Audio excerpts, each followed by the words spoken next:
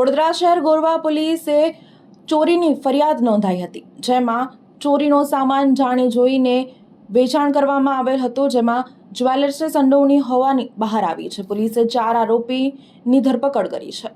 ચોરી કર્યા બાદ ચોરીના દાગીના વેચનાર સહિત 4 આરોપીને પકડી પાડી વડોદરા શહેર પોલીસે એક મોટી ઉપલબ્ધિ હાંસલ કરી છે। છેલ્લા થોડા મહિના પહેલા ફરિયાદીની જાણની બહાર તેના ઘરમાંથી સોનાના દાગીનાની ચોરી કરી તેના મિત્રને આપેલ હતા અને આ સોનાના દાગીના કન્યાદાન જ્વેલર્સના માલિક નિકુંજ વિનોદચંદ્ર સોનીને ચોરીના દાગીના વેચાણ કરેલ અને કન્યાદાન જ્વેલર્સના માલિકને સોનાના દાગીનાની ચોરીના હોવા છતાં તેને વેચાણ કરી ગુનો કરેલ છે।